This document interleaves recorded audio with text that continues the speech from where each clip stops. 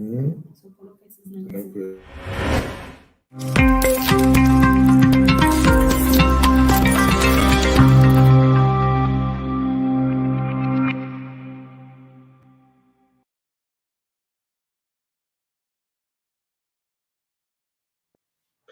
Olá, gente.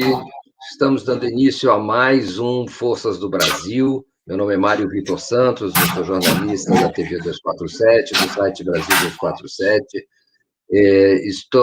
Hoje nós temos um convidado muito especial, que é José Dirceu, que dispensa apresentações, não é? Só para lembrar, o José Dirceu tem uma longa militância política, renovada a cada dia, e hoje se encontra, enfim, disponível, digamos assim, mais do que nunca para o trabalho político. Nós estamos fazendo esse nosso encontro gravado na sexta-feira, por conveniências de todos os lados, não é? Amanhã temos manifestações em São Paulo, e por isso essas manifestações mereceram uma cobertura extensa do 247, e a programação foi toda ocupada por isso.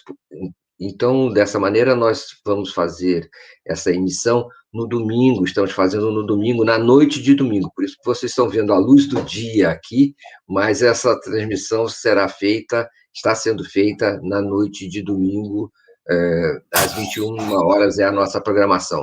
O título do nosso encontro de hoje não é muito um encontro a respeito do passado, mas principalmente algo a respeito do futuro. Nós vamos falar sobre o que fazer, é o título de hoje.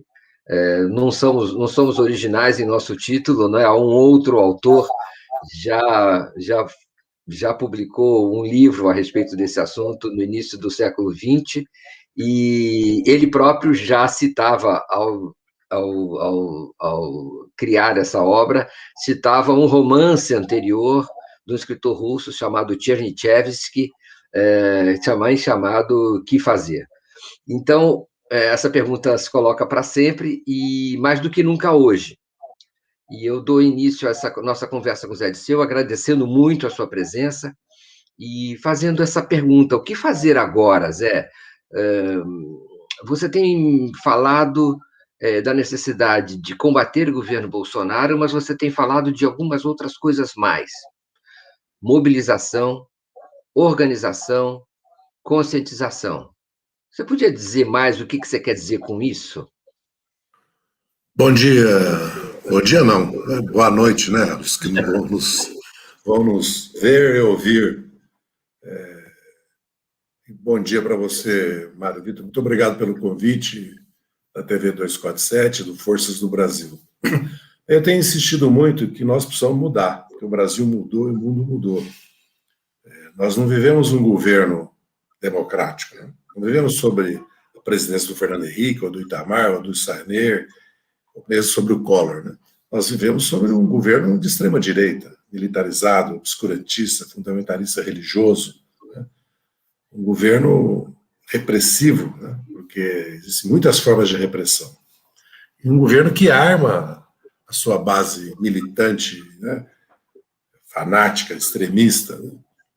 Politiza as polícias militares, tenta trazer as Forças Armadas que já estão na política, o que é gravíssimo, porque dão opinião política, como deram durante o julgamento do Lula no STF. Aliás, o Vilas Boas é réu confesso, né, no livro Memórias, que ele ditou.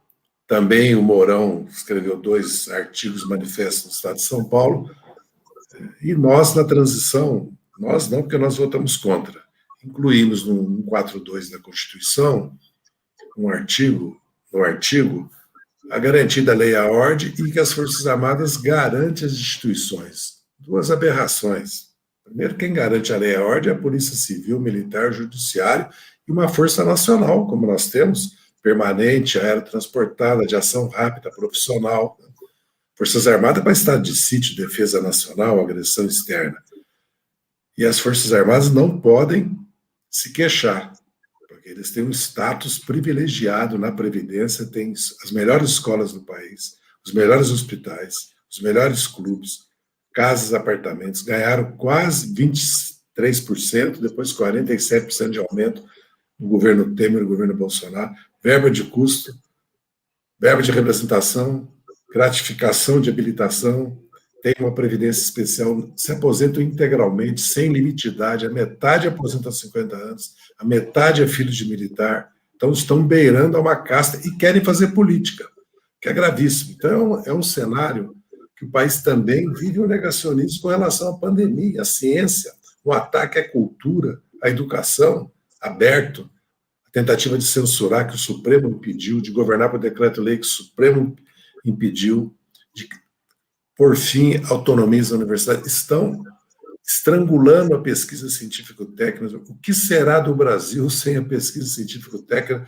no século XXI? Nós estamos entrando no 5G, na inteligência artificial, no carro elétrico.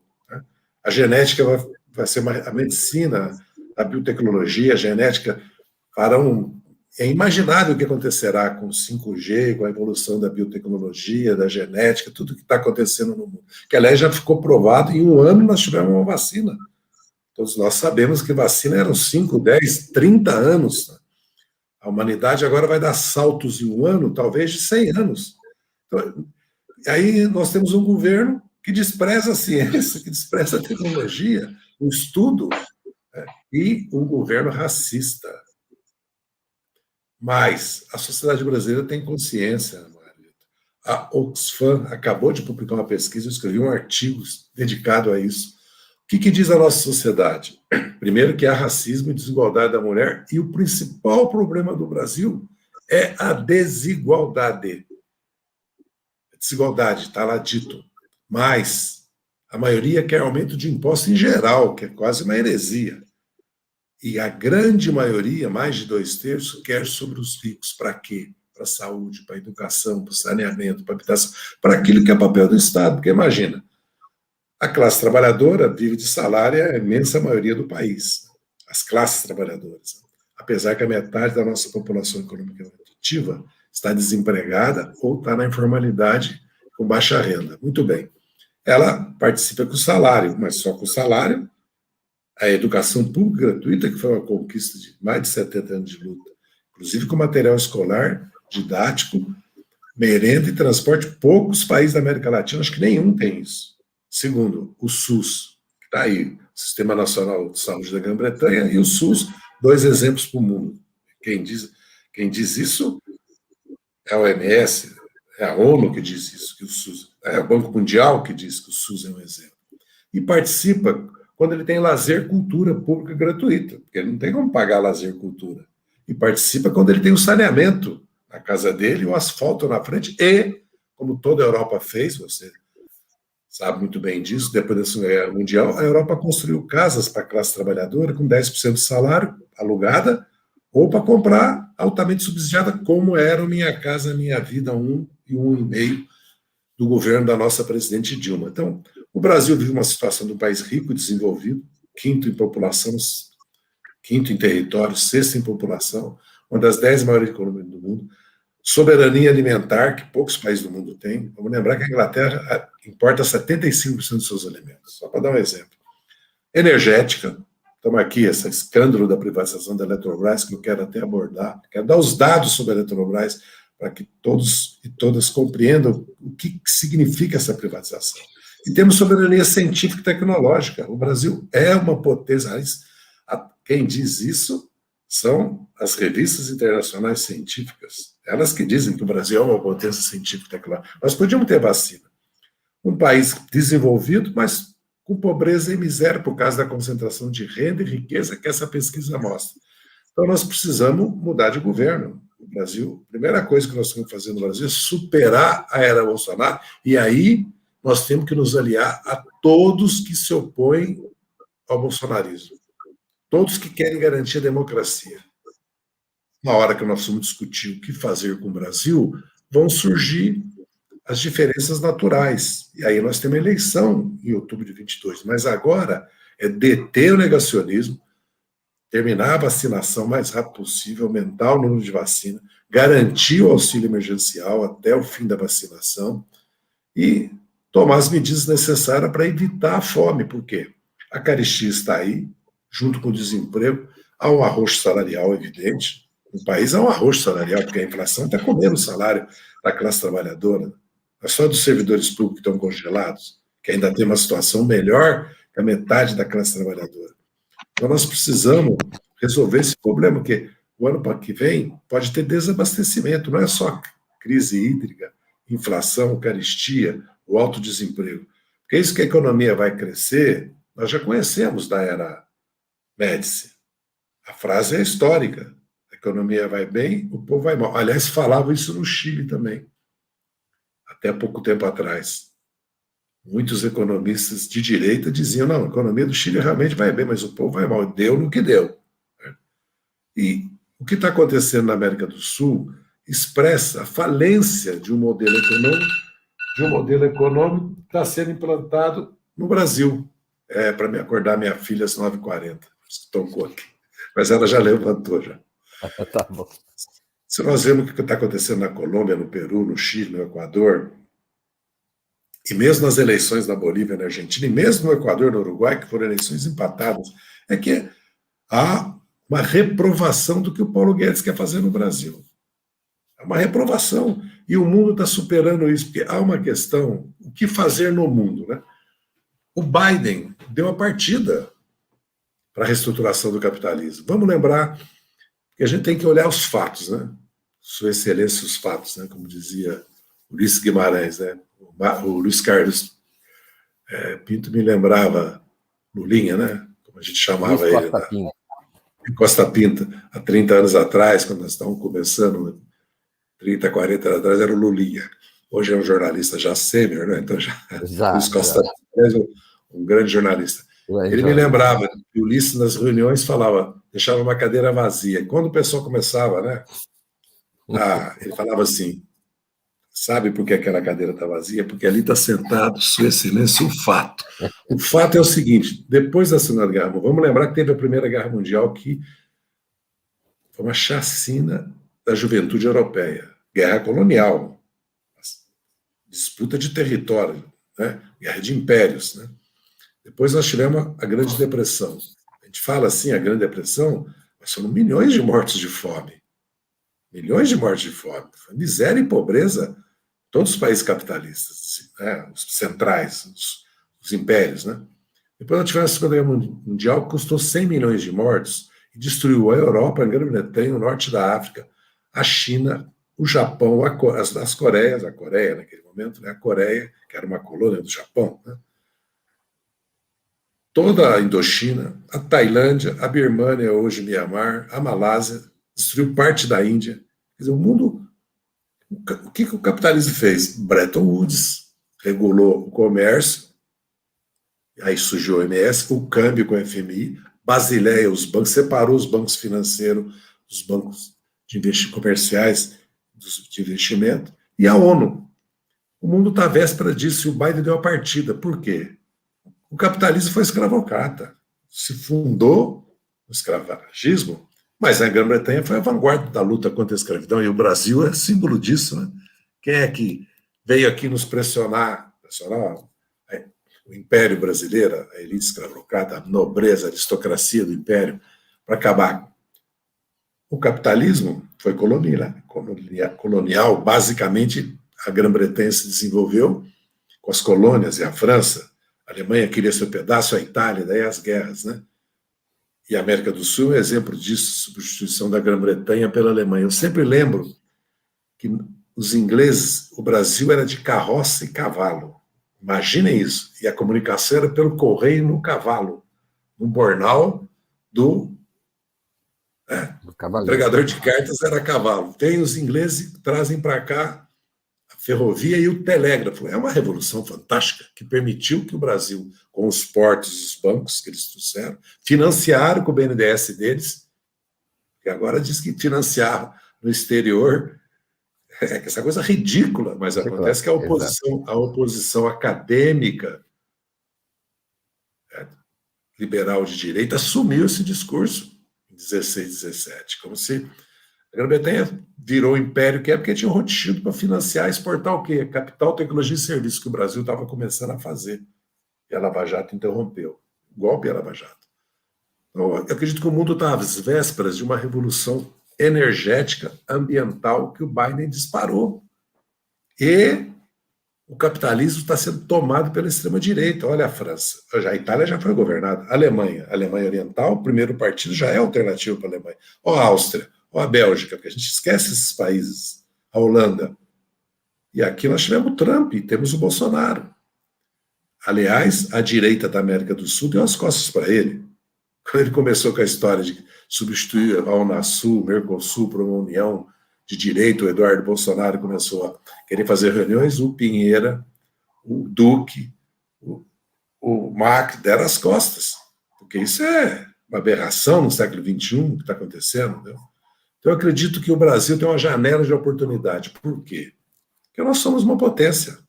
E nós temos 200 milhões de sul-americanos ao nosso lado, querendo se integrar ao Brasil.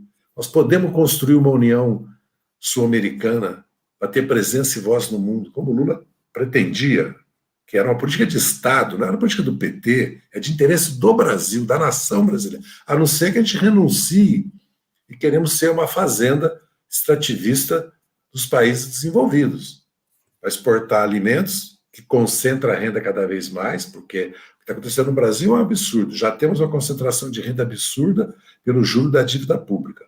Vamos pagar 600 bilhões esse ano. Nenhum país do mundo paga juros da dívida pública. Cara. Pode levantar no painel do FMI. Nenhum paga. É negativo o juro. Porque senão quebrava a Itália. Imagina o Japão e a Itália pagando 10% de juros. Com a dívida pública de 200%, 250%, 150% do PIB. Mesmo nos Estados Unidos. O título de longo prazo nos Estados Unidos está valendo 1,65, 1,75 e a inflação está indo para 2. Estão trabalhando para ela ir para 2, aliás, né? Estão trabalhando para ela ir para 2. O Banco Central faz política para ela ir para 2. No Brasil, não, mas nós pagamos só agora 4,5, que já é um absurdo. Porque antes falava, não, nós estamos pagando, a Selic está 2,5, agora está 4,5, estão dizendo que vai para 6,5, 7,5. Isso significa que nós concentramos para 1% da população, para 10% no máximo, todo ano, 500 bilhões. Em 10 anos são 5 trilhões.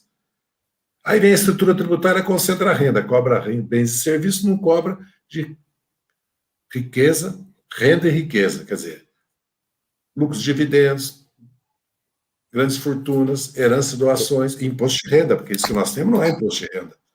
Pagar imposto de renda até R$6.000, pagar imposto de renda de 2 a 4, 5 mil reais é absurdo. E depois de R$6.000, todo mundo paga a mesma alíquota, eu ganho 6.060, 600, 6 milhões, 70, isso nem... O padrão da OCDE de imposto de renda já resolveria o nosso problema. Tem falado dos impostos indiretos. Na verdade, o imposto regressivo indireto é a base. Né? Quer dizer, a base paga imposto e a cúpula não paga. Só que a renda está na cúpula, não está na base. Porque 1% tem 1/3 da renda, 10% tem 50%, 50% não tem 20% da renda, tem 23%, 24%. E a base mesmo, né? Vamos supor assim, 20 milhões de brasileiros, não sei se tem 1% da renda brasileira, não deve ter. Então é um escândalo, tem que mudar isso.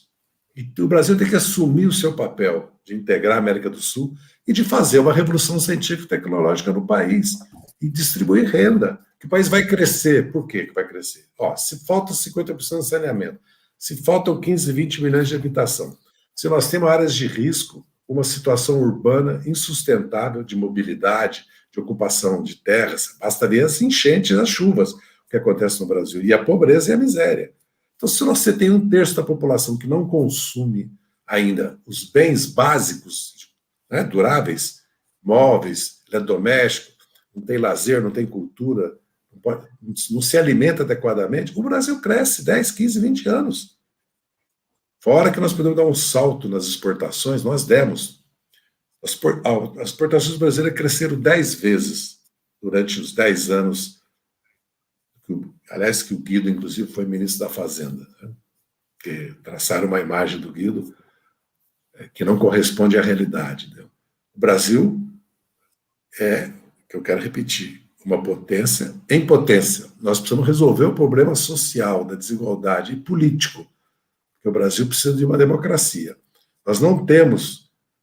O sistema político eleitoral brasileiro é antidemocrático. Se você põe um mínimo de 8, um máximo de 70 para a Câmara, e é a Câmara que representa a nação, porque nós temos um Senado que é a Câmara Alta Revisora, não é Senado. O Senado é para defender a federação. Por isso que a Câmara tinha que ser proporcional. O Acre elege 1, São Paulo elege 125, 130. É a população, a nação que representa na Câmara. A ditadura deixou herança, as nossas elites se acomodaram, nós não conseguimos mudar na Constituinte, nós propusemos uma mudança, queríamos fazer até por etapas. Né?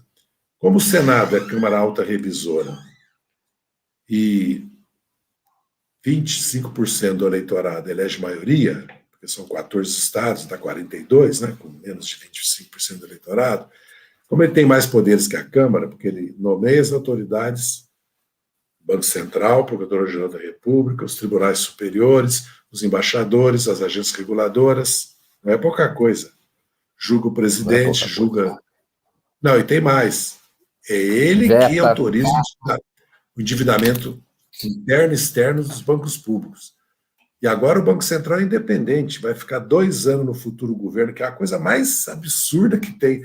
Nós elegemos um governo para uma outra política econômica, o presidente do Banco Central, metade de diretoria, vai falar não. Então, o Congresso, que é um absurdo, é um suicídio, e o próprio presidente da República entregaram para o sistema financeiro e bancário, porque ninguém... No Brasil não existe Banco Central. O Banco Central existe nos Estados Unidos. Lógico que o Banco Central coincide nas crises sistêmicas em salvar, evidentemente, as empresas, sejam financeiras ou não. Como aconteceu em 2008, 2012, está acontecendo agora de novo. A Europa... Está acontecendo esse tempo todo, né? E o Banco Central vem comprando, os bancos vêm comprando ações a títulos ativos. Vamos lembrar esses títulos. Vamos lembrar, que seria uma aberração, né? Seria uma heresia. A GM foi estatal nos Estados Unidos, né? Vamos lembrar que eles compraram a GM. E a GM está aí agora concorrendo no mundo todo. Ou seja, nós estamos com um discurso que nem os capitalistas estão mais, nem o FMI, nem o Banco Mundial, teto de gasto, regra de ouro. Esse terror da dívida pública, a dívida pública irreal. Aí o Banco Central tem $500 bilhão de lucros das reservas. Não que eu esteja propondo gastar as reservas, mas o Brasil tem 350 bilhões de dólares em reserva. Então o Brasil é um país que tem... Agora, nós estamos abrindo o país financeiramente, mas os americanos acabaram, e o Biden reafirmou, compre América, né, para sintetizar o slogan. Né? O que significa isso? Que compras governamentais e serviços, os americanos, nós abrimos serviços nossas compras governamentais e abrimos o nosso mercado financeiro. Nós não temos controle sobre a nossa política monetária e cambial, porque nós não temos controle sobre os capitais. Qual o país do mundo que permite mais? A Europa e os Estados Unidos cada vez mais tomando, em nome da segurança nacional, em nome que a pandemia provou, né, que as cadeias globalizadas oferecem um risco para a segurança, em nome da recomposição, da coesão da unidade nacional, de uma base social que foi destruída pela globalização da classe trabalhadora europeia e americana, que deu abertura para a extrema-direita, inclusive, estão adotando políticas protecionistas. O Martin Wolf acabou de escrever, 3 dias atrás, se não me engano, no Valor, um longo artigo mostrando o erro que os Estados Unidos está se propondo a fazer com o aumento do protecionismo, mostrando que realmente existem problemas, que é preciso defender certos setores da economia, recompor certas cadeias, mas que é um erro, que o comércio interessa a todos. Então, veja bem, nós estamos na contramão da história totalmente. Então, o que fazer? Recolocar o Brasil no fio da história dele. Qual é o fio da história do Brasil? Por que será que o Getúlio e o Juscelino são lembrados como presidentes e os outros não? Por que será que nenhum general é lembrado como presidente? Ainda que, apesar de ditador, autoritário, um déspota esclarecido, um castilhista, diria eu, né? Porque o Geisel era um castilhista puro, né? Um herdeiro do Borges de Medeiros. No fundo, o Geisel era um getulista. Né? Porque o Geisel pensou o Brasil, pensou um projeto nacional. Tanto é que o executou ao fazer o acordo nuclear, ao romper o acordo militar com os Estados Unidos, porque os americanos queriam determinar a política interna para o bem aí, né, dos direitos humanos aqui no Brasil. E ao reconhecer Angola, Moçambique, Guiné-Bissau, Cabo Verde, ao reconhecer, a dar um status ao LP, a ter política independente, o pragmatismo responsável. Que é o nome da política externa de um país como o Brasil, é esse, pragmática e responsável. Então não vamos enfrentar os Estados Unidos, mas não vamos submeter o Exército e as Forças Armadas Brasileiras ao Comando Sul-Americano e à OTAN, não vamos tomar partido contra a China. Não é tradição da política externa brasileira. Vamos lembrar que o Juscelino lançou a Operação Pan-Americana, que o Brasil sempre foi não alinhado. Aqui a juventude não lembra. Né? Um outro detalhe nessa linha foram as Malvinas. Muito bem lembrado. Né? A Espanha nunca, e o México nunca bloquearam Cuba. Por que o Brasil tem que aceitar bloquear Cuba? Isso é política? Manter um país 60 anos sob bloqueio? Resolveu algum problema? Só agravou. Agora, os cubanos resolveram os problemas deles. Então, eles têm vacina. Eles têm saúde, educação e segurança. Agora, é um país que vive sob imensas dificuldades, imensa escassez. Não tem miséria, mas vive um padrão de vida que podia ser 10 vezes maior se não tivesse bloqueio americano. Porque o Vietnã provou isso. Está lá o Vietnã, de pé. 75, 2025, é muito pouco tempo, são 50 anos. O Vietnã virou um país que está quase 100 milhões de habitantes, fez uma revolução social no país e reconstruiu um país destruído pela guerra. Você vê que é um potencial de um povo. E o nosso povo, porque a maior riqueza que nós temos é o nosso povo. Quem construiu esse país? Essa riqueza toda que nós temos? O povo brasileiro. Imagina o que nossos pais, nossos avós passaram para nos deixar esse país. Nossos bisavós, né? Porque foi muito sofrimento, muita dor. Eu fico pensando, eu me lembro quando eu cheguei em São Paulo, eu fiquei impressionado, que eu ia para a periferia, tudo. Eu falava, gente, mas o divórcio já existe. É comum, as famílias se separaram todas com a migração, né? A migração foi tão violenta no Brasil, 50, 60, 70, que milhões de famílias se separaram, se reconstituíram. Aí ficamos atrás, a Igreja Católica defenderam que não podia ter divórcio. Fomos um dos últimos países a assumir isso, entendeu? Eu digo isso porque senão nós perdemos a perspectiva do futuro, a esperança, entendeu? Parece que o Brasil é um país fraco, um país sem futuro. Não é verdade. Não é verdade. O Brasil, o país mais rico do mundo é o Brasil. Porque há países tão, ou até mais ricos que o Brasil, mas eles têm inverno. A pessoa, o custo de um país que tem inverno, da infraestrutura, de tudo, o Brasil não precisa disso. Agora, porque nós estamos agredindo a natureza, nós estamos começando a enfrentar, e também por causa das mudanças climáticas, problemas naturais que nós nunca tivemos, né? Eu já na minha região, onde eu vivo, além de Brasília, que é Vinhedo, no interior de São Paulo, nós já temos, vira e mexe, parecem uns tornadinhos, né? Em várias regiões do Brasil já estão aparecendo os tornados, né? E os desastres naturais estão... O pior desastre natural no Brasil é a pobreza, né? Que não é natural, foi produzido pela concentração de renda e riqueza, mas seria equiparado, né? Porque é ele que traz, as enchentes nos afetam porque há a pobreza, a concentração de terra na cidade. Não há, na verdade, uma lei de terra nesse país, nunca vai. A que houve foi para favorecer, para não deixar os escravos terem terra, né?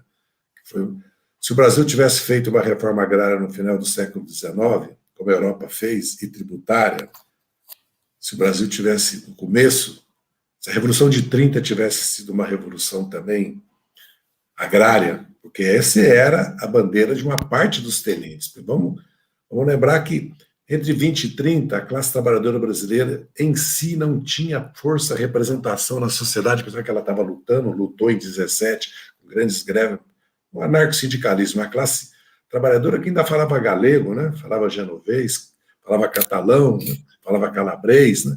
Porque era uma classe operária europeia brasileira, não era uma classe... E ela foi se constituindo, mas quem se levantou foram as classes médias no Brasil, na primeira metade do século XX, foram os tenentes que expressavam isso, né? E que deu na Revolução de 30. Infelizmente, na minha visão humilde, Se o Prestes tivesse participado da Revolução de 30, se o Siqueira Campos tivesse... Esse ser não existe, né, na história, né? Você não pode fazer contrafação, né? Mas se existisse, né, talvez teria sido outra história do Brasil. E o Brasil, portanto, né, é um país que tem uma memória histórica. Nós temos uma memória histórica, né? O Getúlio não é lembrado porque ele fez a Eletrobras, porque ele fez o BNDES, porque ele fez a Camex, porque ele fez a Sumoc, porque ele fez a Petrobras, porque ele fez Volta Redonda, porque... Sempre falo, uma vez um camponês perguntou para o Lenin, que você já citou hoje aqui, pegando carona, o que era o socialismo. O Lenin, que era um marqueteiro, um orador daqueles, falou, socialismo é aço, mais energia, mais sovietes. O que o Brasil precisava? Aço e energia. O que o Getúlio fez? Vocês querem que eu entre na guerra? Primeiro vocês vão armar, alimentar e vestir o exército por navio, né? Transportar. Certo? Segundo, eu quero aço e energia. É isso que mudou o Brasil. E o Estado. Não adianta falar contra o Estado. Nessa pesquisa do Oxfam, a sociedade tem consciência do papel do governo e do Estado. Que é ele, porque o povo não tem poder econômico, o povo não tem poder militar, o povo tem o poder do voto e da auto-organização, da consciência. Por isso que eu digo, sem aumentar o nível de auto-organização e consciência da sociedade brasileira, da classe trabalhadora brasileira, não avançaremos em reformas. E sem mudarmos os partidos e as organizações, porque o Brasil mudou, o mundo mudou. Felizmente tem uma juventude aí fantástica, Mário, surgindo. Pode observar no 247, todas as redes que existem, como tem jovens de 25, 30, 35 anos com uma formação política, social, não é só acadêmica, não, política e social, social de luta, de vivência. Jovens que vieram dos bairros, das periferias, né? Então, hoje aí, nós vamos ficar para trás se nós mudarmos. Olha no Chile o que aconteceu com os partidos.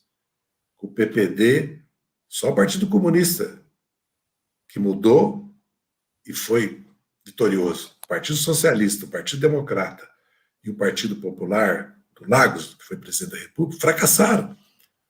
E as chapas independentes, que são, na sua maioria também,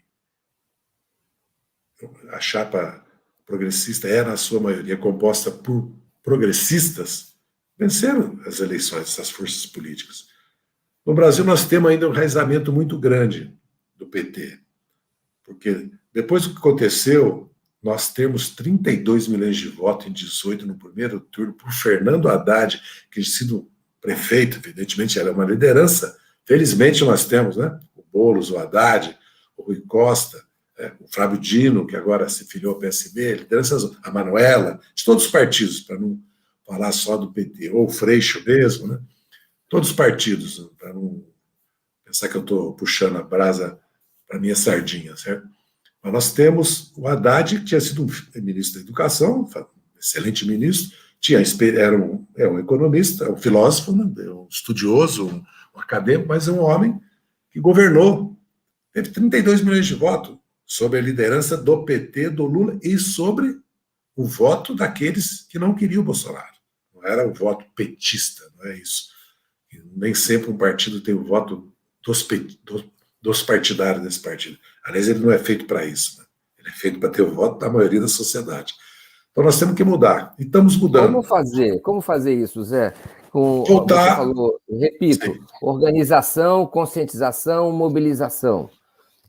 Ontem tivemos, provavelmente, grandes mobilizações, né, nesse 19 de junho, seguindo-se a uma outra jornada de mobilizações que já tinha sido expressiva. Como fazer isso? Porque a esquerda tem levado surra nas redes diante da direita, especialmente diante do bolsonarismo. Apanhou em 2016, apanhou em 2018, apanhou em 2020.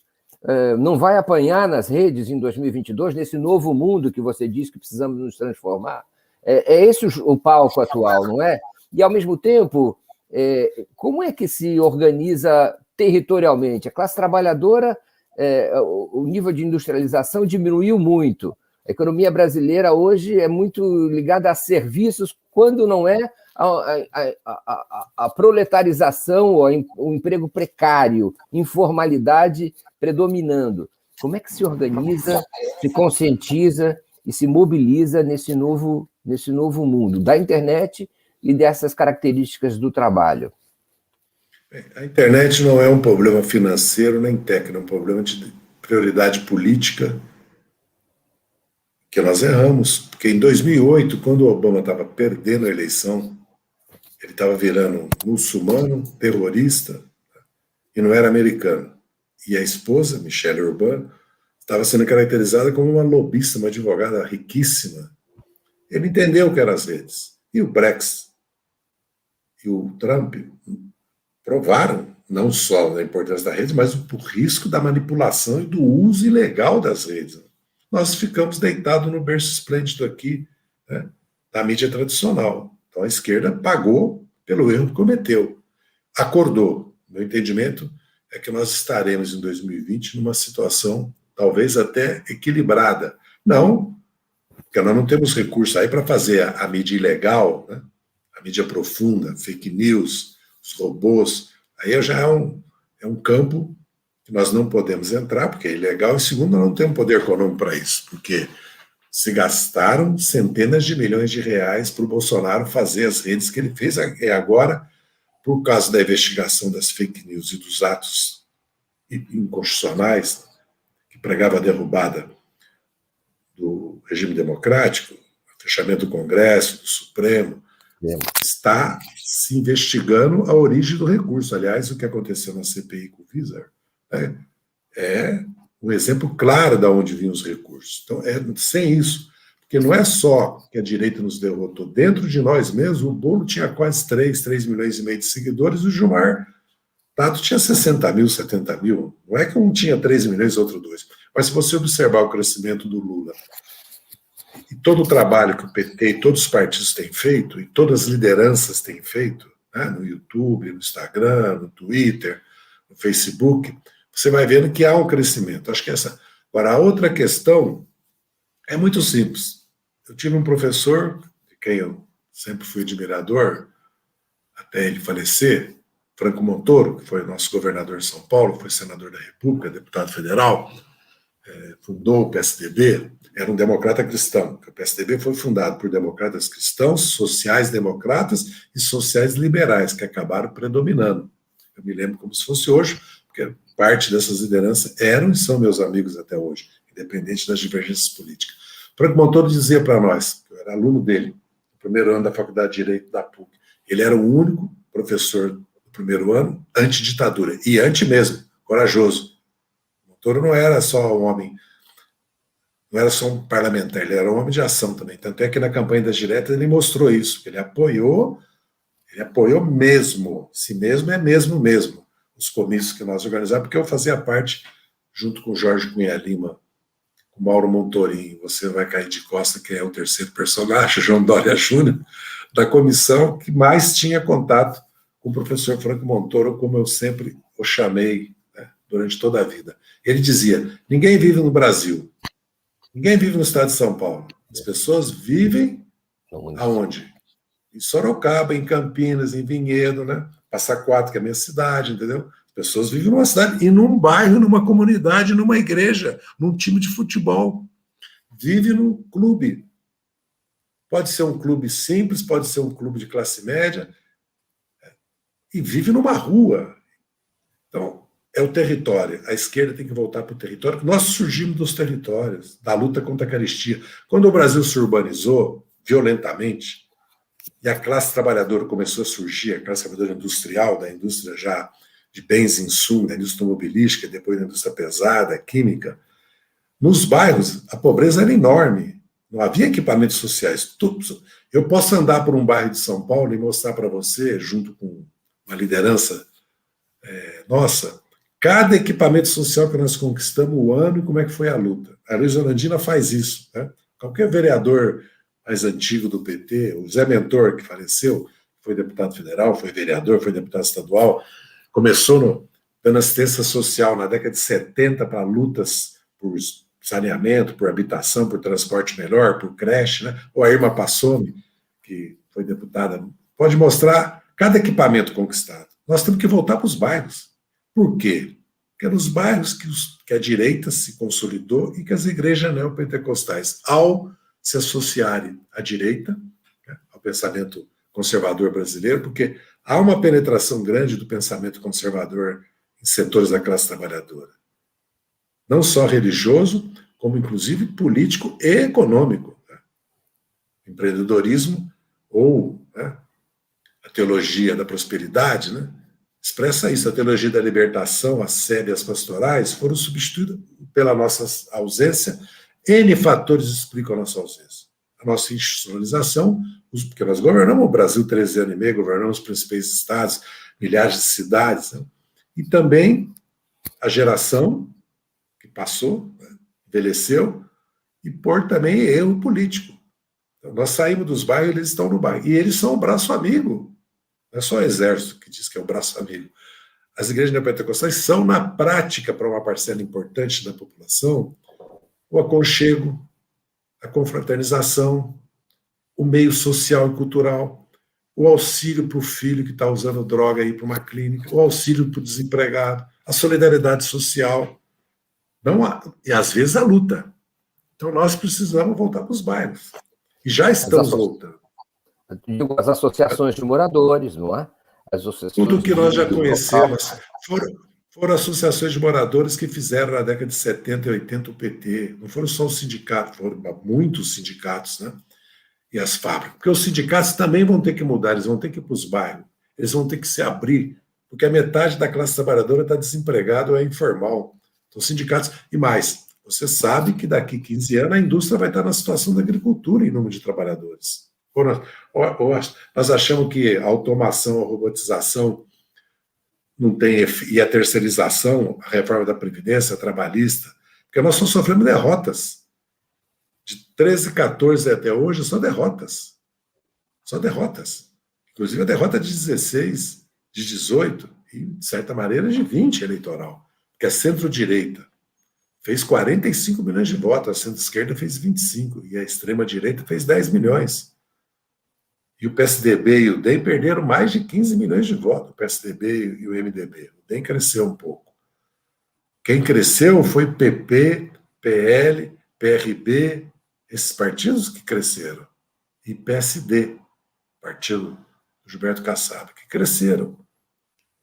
O PSOL, o PT ficaram onde estavam, o PSOL cresceu um pouco, o PCdoB perdeu muito, PV, Rede, PCdoB perderam muito.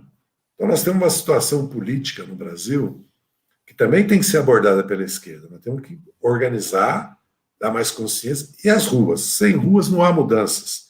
Eu me lembro quando eu cheguei na faculdade, qual era o nosso principal desafio? Voltar às ruas, porque a ditadura tinha proibido, e proibido mesmo.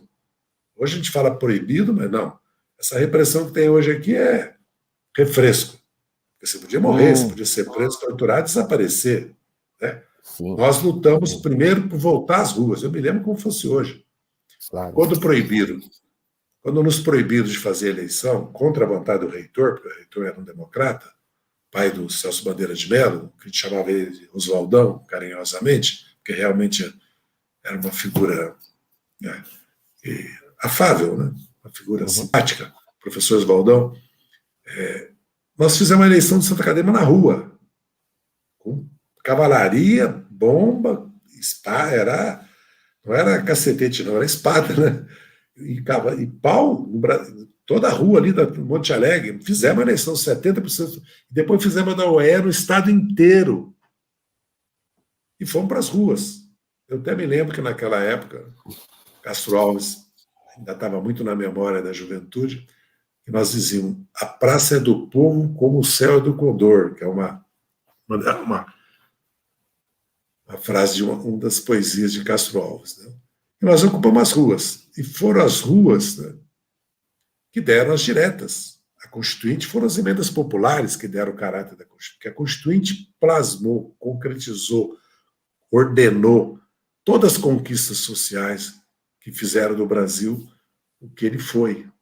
Né? Você imagina sem esse estado de bem-estar social, a rede de proteção social que nós temos. O Lula aprofundou isso com o BPC, Lula aprofundou isso com o aumento do salário mínimo da Previdência, aprofundou com Bolsa Família, aprofundou com investimentos em educação, saúde. Fernando Henrique iniciou um processo também nesse sentido. Quer dizer, o Brasil foi mudando. E mudará, tenho certeza. O Brasil não ficará com Bolsonaro. Impeachment ou eleição? O ideal seria o Bolsonaro ser impedido, mas eu não vejo decisão em quem detém o poder judiciário e o poder congressual e econômico de fazê-lo. E na verdade, se você perceber, os americanos já piscaram para o Bolsonaro e apoiaram abertamente a Keiko Fujimori. Não foi só o Vargas Llosa que apoiou, não. A embaixada americana fechou com ela. Então, eu não tenho muitas ilusões com relação a isso. Quer dizer, o Biden pode apoiar o Bolsonaro? Apoiar não, mas não vai trabalhar. Já não se fala mais em nenhuma medida com relação ao meio ambiente, não se fala mais em nenhuma sanção, nem que eu não concorde que os americanos possam ficar aplicando a sanção no mundo, eu não estou dizendo isso, mas eles que começaram a falar, fizeram alguns papers lá dentro do Departamento de Estado, alguns parlamentares começaram, eu digo, já piscaram. E há setores da direita liberal, porque o problema do PSDB, do DEM e do MDB é que eles não têm unidade hoje, eles estão divididos, estão com dificuldades enormes. A saída do Rodrigo Maia e do Eduardo Paes é só um símbolo disso. E a crise do PSDB é muito grande, porque o conflito entre o Dória e o resto do PSDB, e o PSDB virou um partido paulista, sofreu uma derrota eleitoral, 4, né? E também sofreu muito, porque vamos lembrar que o PSDB teve o governador do Paraná, de Minas Gerais, de Goiás, e as lideranças de São Paulo, todas acabaram por sofrer os efeitos daquilo que começou conosco primeiro, que foi a Operação Lava Jato, que eu dizia, inclusive, vocês estão cravando uma faca no nosso coração, mas vocês estão embaixo. Vai chegar em vocês. Porque esse problema de Caixa 2, esse problema de financiamento de campanha no Brasil é generalizado, é que o sistema político precisa ser reformado, e ninguém mais fala em reforma do sistema político. Agora estão querendo fazer uma reforma eleitoral, mas para inventar um distritão que é a destruição dos partidos da democracia brasileira. Para inventar voto facultativo, e para resolver problemas de corporativismo puro dos partidos, dos parlamentares que querem se reeleger. Entendeu? Sim. E nós vivemos sobre essa coisa de fundo partidário, fundo eleitoral, que é um perigo, que amanhã acabam com isso. Outro desafio dos partidos é serem autofinanciados, que é totalmente possível, porque um partido que tenha 2 milhões de filiados aqui, essa maquininha aqui, se 1 milhão der R$100 por mês, por ano, R$100 por ano, são 100 milhões. Se der 200, são 200 milhões. Então, os partidos podem... Lembra da campanha do Obama? O que o Obama fez? Quando ele começou a ter dificuldade? Ele fez uma campanha de arrecadação de $5, $10. E arrecadou. E muito. E, no momento, foi fundamental para ele. Depois, quando você começa a crescer, eleição, que tem financiamento privado, ninguém dá dinheiro para um candidato só. Né? Quando começa a ver que o segundo pode ganhar, deu 10 milhões para um, dá 3, 5 para o outro. Deu 1 milhão, dá 500 mil para o outro. Mesmo o Bernie Sanders chegou a ser o mais que arrecadou mais durante um tempo nas eleições americanas. Muito bem lembrado. Aliás, o exemplo melhor que você me socorreu e deu é do Bernie Sanders, que fez uma campanha exclusivamente, esse sim, né? Assim, e bem sucedida. Né? Aliás, muito do Obama ter sido eleito presidente agora, do Biden, deve-se a ele, que organizou um eleitorado jovem de negros, de hispânicos americanos, fantástico. Né? Quer dizer, um motor, né? A vanguarda, o destacamento de avançada, como se fala, né? Que arrastou um eleitorado que deu a vitória, que não foi fácil, né? Porque tinha que ter a vitória no colégio eleitoral, não bastava ter a vitória eleitoral. Nos Estados Unidos nós temos um sistema duplo, né? Que nós não temos no Brasil. Se bem que no Brasil estão querendo inventar tudo para falsear a democracia, porque, no fundo, aos poucos no Brasil nós fomos tirando o povo das eleições. Ontem mesmo eu conversava sobre isso.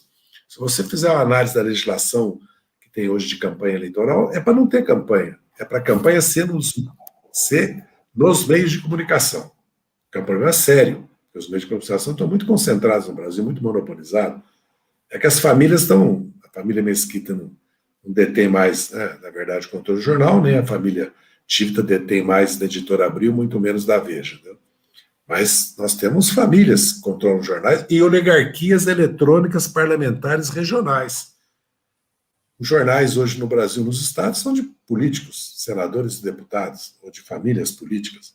Todos os estados do Brasil. Não é só no Nordeste. Porque em Santa Catarina é assim. No Paraná, em parte, é assim. No Rio Grande do Sul é a RBS, que, aliás, Santa Catarina e Rio Grande do Sul são monopólios. Que tem a palavra final, não sobre a opinião do jornal, sobre a notícia, sobre a informação e a formação. Porque o problema é que a imprensa, em geral, não informa, ela forma, né? Forma opinião. E nós vimos isso já no Brasil, em vários momentos da história do Brasil. Então, isso é um problema sério. Problema sério porque toda vez que você vai tratar disso, vem a denúncia, a acusação ou mesmo o risco do monopólio estatal ou da censura. Então, é um caminho do meio difícil de você construir. O melhor é que com a internet se abriu a possibilidade, né, de uma democratização da informação. Pelo menos tem o risco superior, que são as grandes, né, corporações que dominam a internet, o Facebook, né, o Twitter, tudo isso, a Amazon, a Apple, a Microsoft, aí tem os grandes grupos que dominam. Mas eu acredito que... Você acha justificável que se retire do ar conteúdos como do Trump ou do próprio Bolsonaro, que parece que pode acontecer, e quais são os riscos envolvidos nesse tipo de coisa? Seriam restrições à liberdade de expressão e que podem trazer outras repercussões? A questão da liberdade, ela sempre é pactuada pela sociedade. Né? Nós abrimos mão de certas liberdades individuais para que possamos viver em sociedade. No fundo é isso. Né? O Estado é que tem o monopólio da força, no sentido amplo da palavra, não só da força física, né? Mas da força também jurídica, né? Política. É o Estado, o poder estatal. Né? Que os militares estão esquecendo que o poder civil é a síntese de todos os poderes. Está lá na Escola Superior de Guerra, mas eles não querem aceitar isso. Mas no fundo é isso. Então, o ideal é que a legislação resolvesse isso, e não a direção do Facebook. Porque, muito bem, aí eles falam, não, mas nós temos um manual de redação, ou nós temos, né, como o caso da publicidade no Brasil, que é regulada, é autorregulada, né, no Brasil. São várias formas que a sociedade tem que encontrar. É um risco, porque as empresas mudam de mão, né? Elas estão no mercado. Né? Amanhã o Facebook pode ter a direção de um grupo financeiro, que é a tendência de tudo. Aqui no Brasil, a educação superior, 2/3 dela é privada, com fins lucrativos. Essa história de fins não lucrativos é filantrópica, como fala o povo, né? Nós, filantrópicos.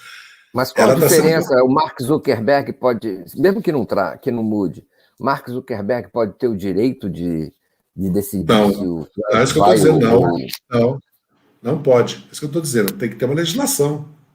Porque, como disse o Putin agora, tudo que está dentro de regras universais, nós devemos cumprir. Porque, senão, os americanos ditam que tem que bombardear a Líbia. O Obama, daqui do gabinete da nossa presidente Dilma, autoriza bombardear a Líbia. Eles destruíram a Líbia. Sabe o que está acontecendo na Líbia hoje? A filha do Gaddafi, se tiver eleição, ganha eleição. Você não apaga. É bobagem. Qual é a igreja mais importante que tem hoje na Europa? A Igreja Ortodoxa Russa, que está no poder com o Putin. Você não apaga a consciência, a cultura e a consciência de uma sociedade. Ela transforma, né, com décadas, né, a evolução, a transformação social política. Então, eu acredito que essa questão tem que ser pactuada na sociedade. E o Brasil precisa de uma repactuação com relação à educação, à ciência, porque informação, telecomunicações, cultura e educação tem que estar junto. Eu, quando estava na Casa Civil, comecei a organizar, a imprensa até ridicularizou, que eu tinha feito 100 e tantas comissões, grupos de trabalho, isso já era luta política, né? Na verdade, eu organizei em 4 câmaras o governo, que é mais do que natural, né? Como organizei a junta de orçamento, porque não pode ficar só o Ministério da Fazenda discutindo orçamento, senão o Tesouro manda no orçamento. Então é aquela coisa burra, corte linear. É que nem você chegar na tua casa e falar, ó, vou cortar 20% de tudo. Como de tudo? Vai cortar da luz e da água 20%? Não. Vou cortar 20% do passeio, do restaurante. Vou cortar todo o restaurante, né? Vou comer em casa. Não vou viajar esse ano. Agora, eu não vou cortar luz, água, né? Não vou cortar alimentação. No governo se corta, vamos cortar 20% de todos os ministérios. Nós criamos a junta orçamentária e criamos as câmaras. E eu falei, nós precisamos de uma câmara que discute a publicidade institucional, a propaganda oficial, a cultura, a educação e as comunicações junto. Pode cada um ter uma política, né? Porque nós estamos num Estado. Não é qualquer Estado, é o Estado do Brasil. Porque eu digo, eu tenho consciência do tamanho do Brasil e das possibilidades do Brasil. Eu não subestimo o Brasil. Desde jovem. Eu fui educado assim em Minas Gerais. A era Juscelino Kubitschek me educou. Eu cresci com o Juscelino. Quando o Brasil acreditava no Brasil. Quando o Brasil era alegre. O Brasil via um futuro pela frente. Porque o Juscelino tinha essa característica. Porque um líder tem característica. Ele tinha característica de transmitir para a sociedade autoconfiança no futuro. Né? E alegria. Né? Porque o Juscelino era um homem alegre. Eu não sou juscelinista, nem sou getulista. Eu sou o que eu sou, entendeu? A síntese de tudo isso, porque não adianta querer apagar nosso passado. Nós somos o que nós somos. Como nós somos um país que vivemos a metade da república em ditadura militar. Então tem que resolver o problema militar. Os militares não podem opinar, não é fazer política, não pode opinar sobre política. E eles não podem reclamar de nada da sociedade brasileira, que ela dá a eles o melhor que ela tem, eles têm. Melhor padrão de vida, melhor estudo, melhores salários e melhores equipamentos dentro das condições do Brasil.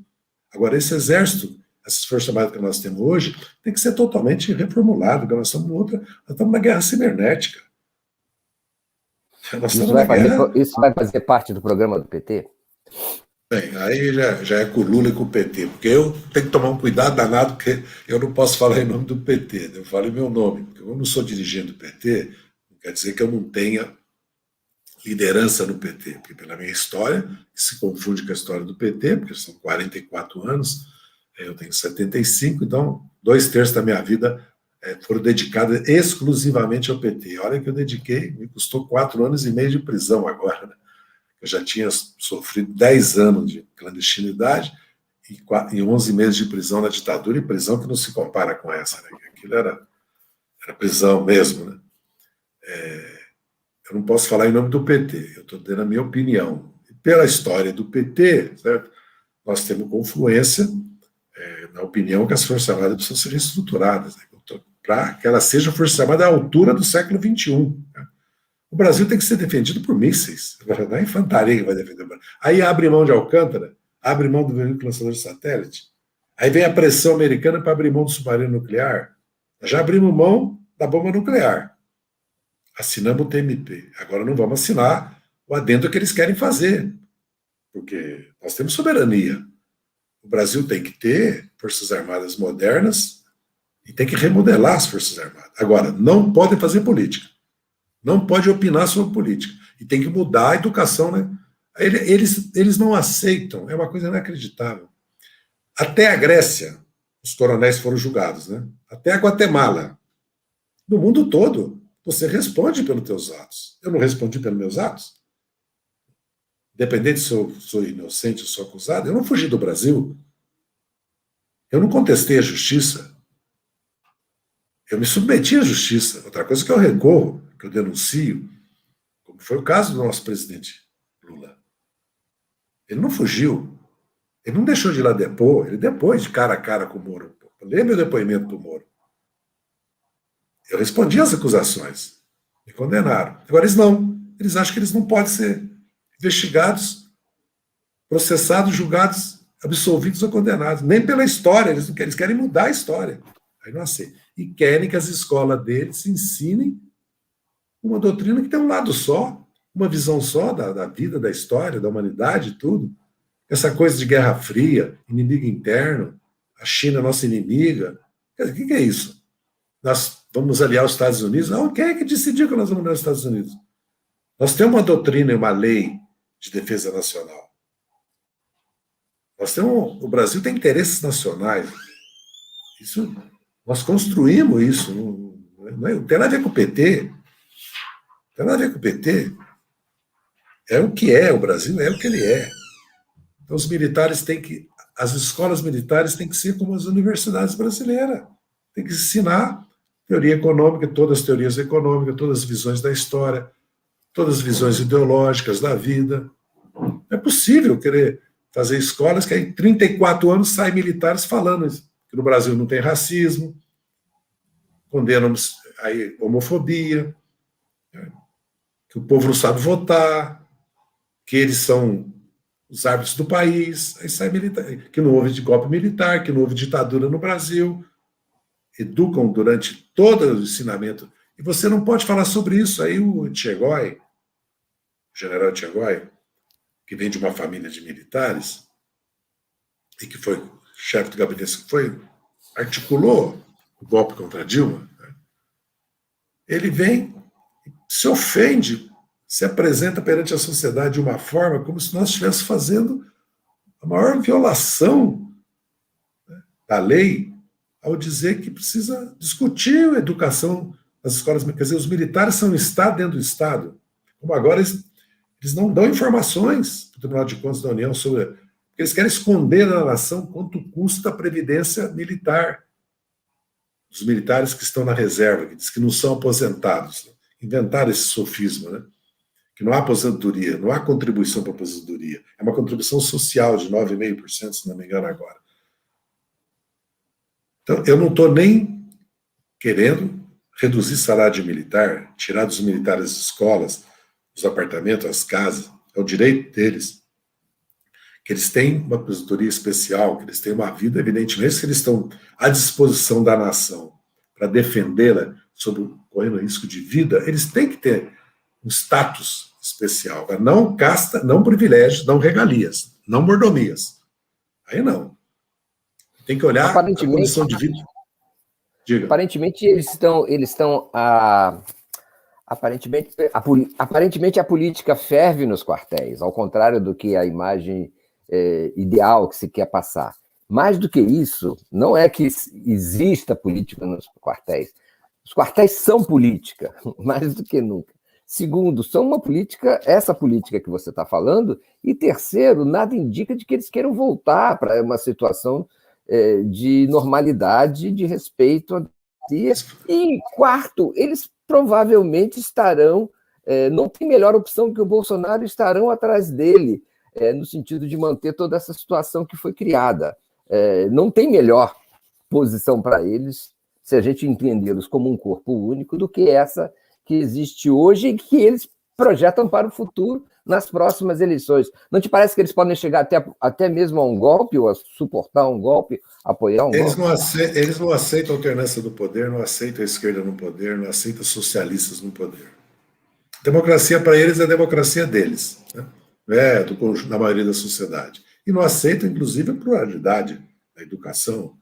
Por ele fechava todas as universidades. Eles acham um escândalo o ensino que se dá no Brasil, né?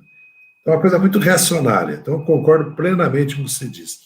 O que aconteceu com o Pazuello?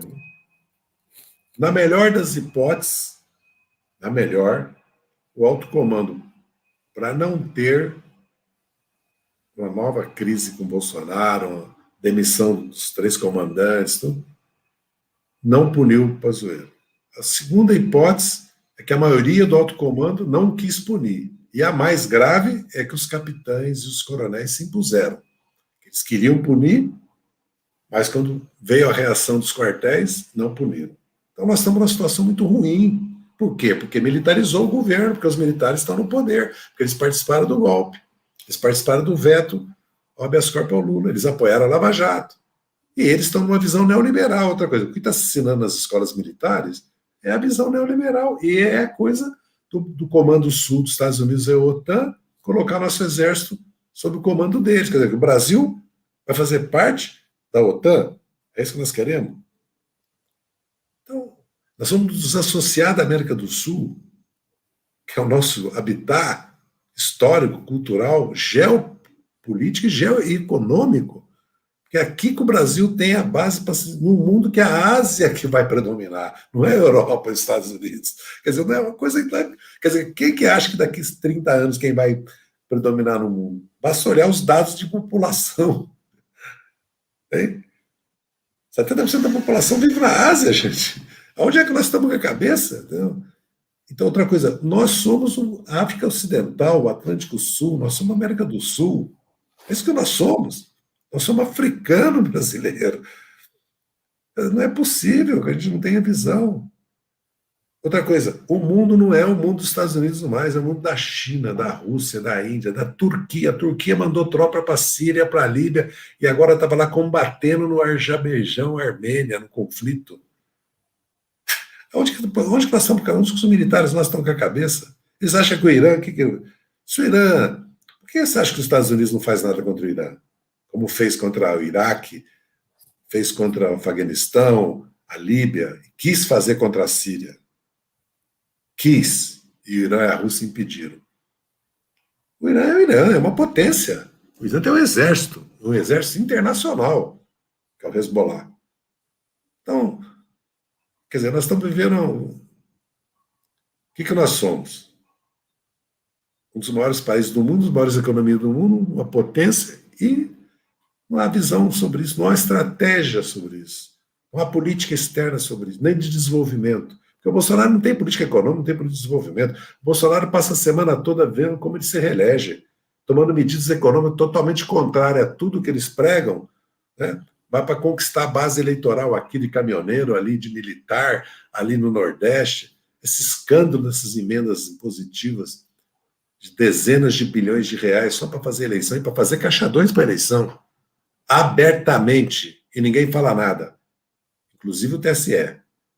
Inclusive ministros que ficavam deitando falação sobre civilização, iluminismo, tudo, se calam. Porque essas emendas impositivas são um dos maiores escândalos que existe na história do Brasil. E agora tem um orçamento secreto, né? Tem um orçamento secreto, que o TCU, inclusive, estava fiscalizando. Então eu vejo que esse problema dos militares é grave. É um dos problemas da democracia brasileira mais grave que nós temos hoje. E eles estão ligados... Absurdo. Eles não têm o que se queixar. Eles não têm que se queixar. Eles não têm que se queixar, porque o Lula foi um presidente da República que deu atenção especial para as Forças Armadas. Especial. Não tem que se queixar. Tudo que, no limite que nós tínhamos condições de fazer dentro das condições do país, foi feito. Está aí o Gripen, está aí o submarino a propulsão nuclear. E se não houve sabotagem em Alcântara quando explodiu o último veículo lançador de satélites, né? Se não houve sabotagem. Olha a vergonha que nós passamos com a coisa da Embraer. A Embraer ia associar com a Boeing teve acesso a todos os segredos da Embraer, depois não faz o negócio. Passaram a mão em nós. É uma vergonha. E os militares querem dizer que são nacionalistas. E ficam inventando essa tese que a Amazônia está sob o risco.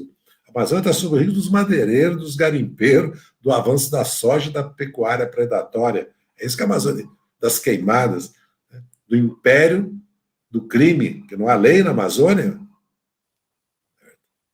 Como a pressão internacional ficou insuportável, o agronegócio sentiu, porque se nós observarmos hoje, todas as corporações brasileiras, nacionais e multinacionais ou associadas, estão pregando o meio ambiente, a igualdade da mulher, a igualdade racial e o social. Já absorveram. E se você ligar a Rede Globo ao Globo News, ali tem um programa de oposição ao Bolsonaro. Um programa político dia e noite. Já assumiram, já absorveram bem a questão do meio ambiente, já absorveram a questão da educação pública. E eles querem um candidato que assuma essa plataforma para disputar. Mas você acha que, diante de Bolsonaro, vão vão se tolerar o Lula e admitir uma opção? Ou vão ficar dizendo que os dois são ruins? Que opção difícil? Que será? Há cisões já, há diferenciações, há cisões. E há a atração do Lula, que o Lula tem um poder de atração grande. Os políticos governaram com o Lula. Os governadores, os prefeitos governaram com o Lula. Eles sabem quem é o Lula, como era com o Lula. Então ele tem um poder de atração. Ele sabe o que eram os anos... Porque, no fundo, o Lula saltou para 34%, 37% de voto e ganha no segundo turno, porque a memória do legado do Lula coincidiu quando ela começou a ressurgir na sociedade, veio a decisão do Supremo. Aí deu uma catarse, deu um choque. Você acha que existia uma espécie pelo desgaste do governo Bolsonaro? Pela realidade social, porque se você imaginar em fevereiro, março, uma família reunida virtualmente, 60 membros, e aí um fala assim, rapaz, são 13, 14 desempregados, né? Aí vem um e fala assim, mas na época do Lula não tinha nenhum desempregado, não. Os que estavam, tinham trabalho informal, ganhava 4, 5 mil reais por mês. Não tinha nenhum desempregado, não. Aí o cara levanta, vai na geladeira dele, abre a geladeira, lembra que caía picanha quando ele abria. Quer dizer, o congelador estava cheio, ele abria a geladeira, a porta abria e segurava. E ele lembrava que não tinha onde pôr cerveja. No final de semana ele tinha que pôr o isopor com gelo para cerveja, para o churrasco que ele ia fazer. A sociedade começou a lembrar, que é natural isso que aconteça. Né? Começou a lembrar. Nesse momento, eu sei porque nas pesquisas já começavam a refletir isso, qualitativa. E vem a decisão e dá essa catarse, porque a força... e também que o Lula é um homem de negociação, de consenso progressivo, não retalia quando perde, é muito importante. O Lula nunca ameaçou ninguém nos 8 anos que ele governou. Ele nunca retaliou, ele perdeu aquela CPMF que era uma vergonha.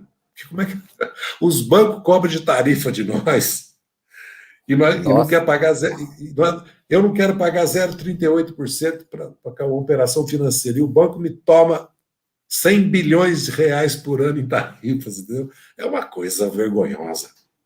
O discurso da direita liberal, não, contra a CPMF, uma coisa vergonhosa. Foi o Fernando Henrique que criou a CPMF, fomos nós. Nós queríamos acabar com a CPMF. O Lula propôs o seguinte, eu vou dividir a CPMF com os estados e municípios, vou dar tudo para a saúde e vou diminuir a alíquota até 0,8. Quer dizer, o Lula estava propondo uma transição, estava reconhecendo que precisava negociar com a sociedade. Que sempre é um pouco... Ele é um sindicalista, né? No âmago dele. Para negociar. Segundo, o Lula tem liderança mundial. Vamos pensar assim, quem que pode reconciliar, reconstruir o Brasil depois da era Bolsonaro? Se tiver um outro líder, me aponte. Que no mundo vai ser recebido, ouvido e vai ter peso, como o Lula tinha. O Brasil tinha. Na América do Sul, quem pode liderar? Vai ter peso do cargo e peso da história. Exatamente. Quem que no Brasil... O Lula chegou em Brasília, foi almoçar na Embaixada do Reino Unido e da Alemanha. Não precisa dizer mais nada, né? Não precisa dizer mais nada. O que conta na Europa? Né? Não precisa dizer mais nada. Na América do Sul, nós temos governos todos alinhados conosco daqui a pouco. No Chile vai ter, no Peru, o México, a Argentina, no Uruguai e no Equador está empatado o país, falta a Colômbia. Que, aliás, o João Manuel Santos era parceiro. Eu fui à Colômbia pelo grupo de Marbella, que ficou lá no passado, que é uma série de seminários e de reuniões que tem o Mangabeira Unger, o Jorge Castanheda, nós organizamos na década de 90, que persiste, né? Inclusive patrocinado pelo PNUD, pela ONU, por universidades dos Estados Unidos, do México, do Chile, de vários países. É um grupo acadêmico-político, né? Para debater problemas atuais. Né? O protocolo me chamou que eu ia sentar ao lado do presidente. Eu me estranhei, né? Estou falando de 2010, 11. Eu estranhei. Por quê? Eu sentei. Lula. Brasil. O que está acontecendo no Brasil? E mesma coisa no Chile. Um homem preocupado com problema da educação, levante contra a educação da privatização que houve no Chile, e preocupado com as manifestações no Brasil. E era um parceiro, um aliado nosso nas questões, né? Vamos lembrar que o Brasil liderou a solução dos conflitos do Peru com o Equador, do conflito na Colômbia, na Venezuela. Foi o Brasil que liderou isso. Então me apresenta. E quem é que pode sentar com a sociedade brasileira e discutir o novo rumo do Brasil, fora o Lula? Então, Lula não é só porque é do PT, ou porque governou o Brasil, ou porque é de esquerda.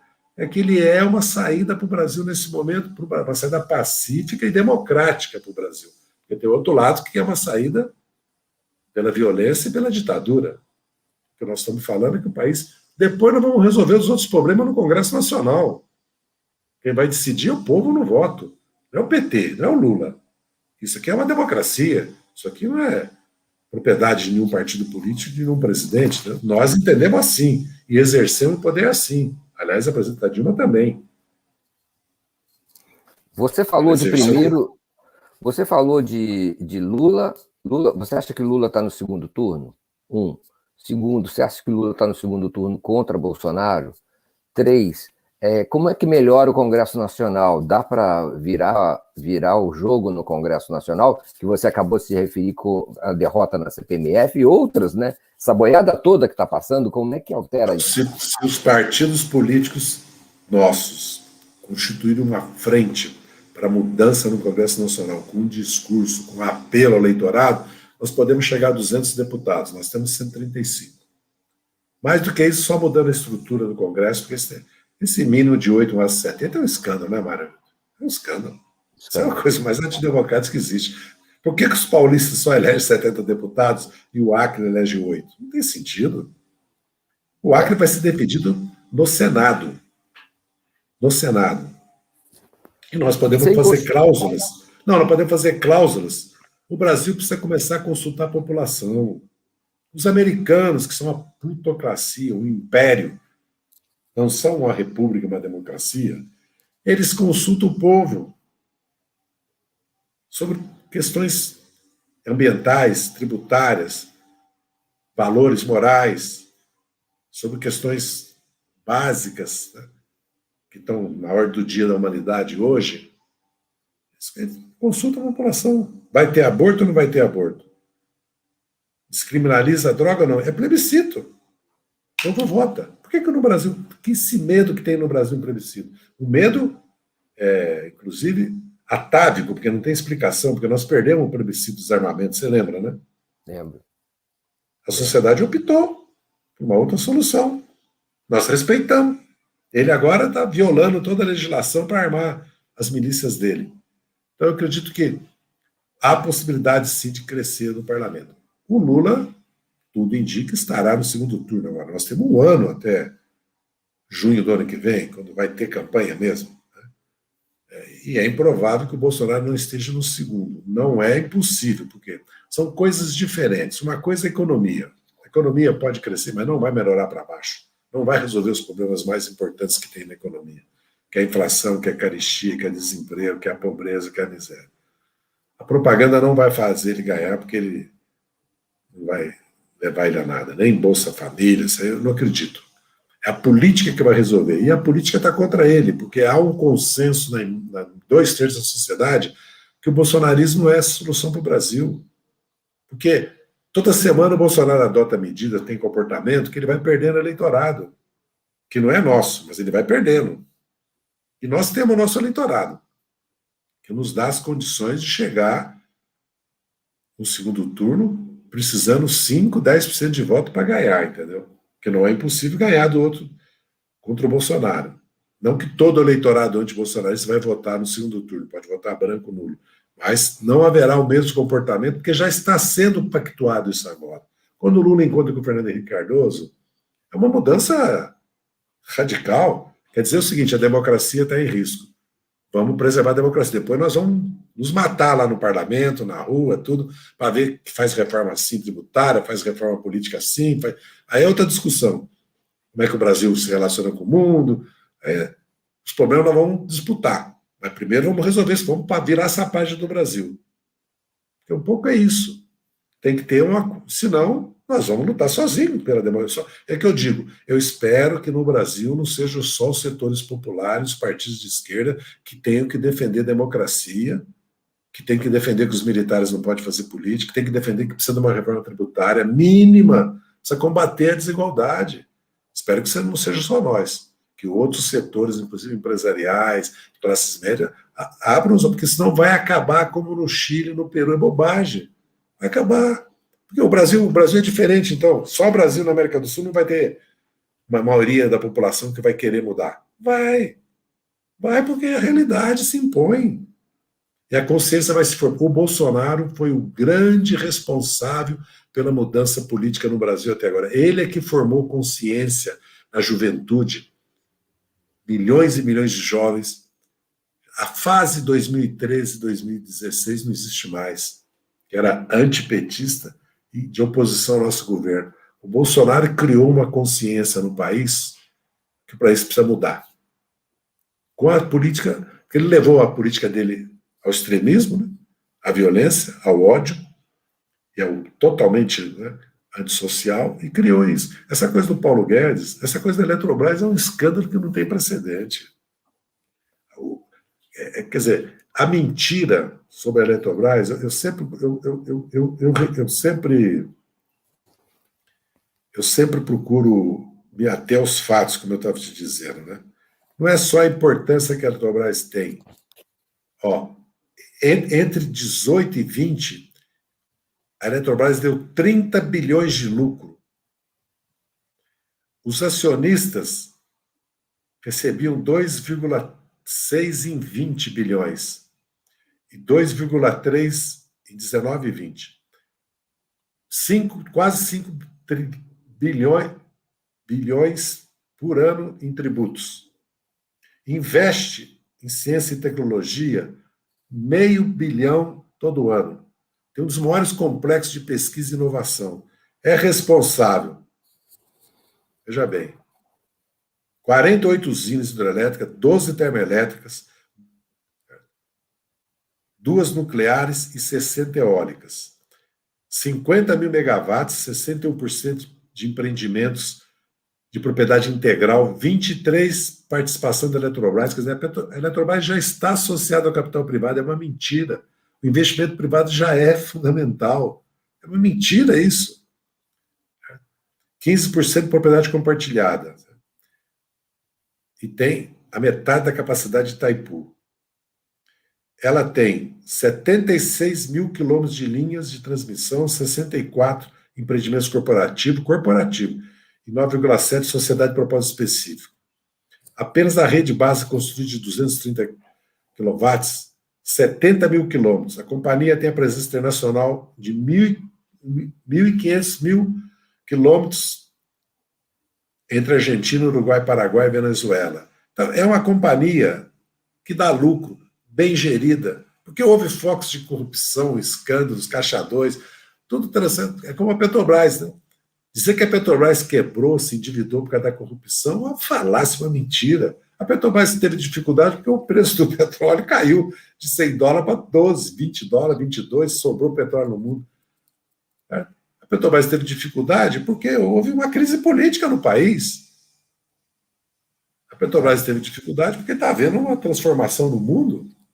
Então, nós estamos vivendo, viu, excelência em pesquisa e desenvolvimento, a CEPEL. Excelência. Os projetos são imensos. Luz para todos. Nós estamos esquecendo que pôs luz em 3.560.000 habitações. Então, aí vem, numa época de crise hídrica, fazem um monstrão, um Frankenstein, como a oposição de direita diz, não somos nós, não. Os que votaram contra, que são da direita, que é um Frankenstein, para favorecer grupos econômicos da energia a gás, para atender deputados que vão votar a favor do Bolsonaro. Então você vai proteger o carvão, aí depois acabaram tirando. Não tiveram, né? Mas até 27 só. Queriam que mantivesse até não sei quando. Aí começa tudo os jabutis, como falam. Isso aqui é uma vergonha. Isso É uma também vergonha. tem a ver com o fato de que há uma impressão de que esse reinado da direita pode ser diminuído, pelo menos diminuído nas próximas eleições. Então, há uma urgência de passar essa boiada Exatamente, toda, não é? Já é, exatamente. já é uma certa admissão da preocupação e do pânico que cerca essa gente em relação a essas mudanças, não é? Isso aqui, viu, é uma... Nenhum país do mundo faz isso. Nem a Alemanha, nem a Noruega, nem a França, nem os Estados Unidos. Eles têm o controle.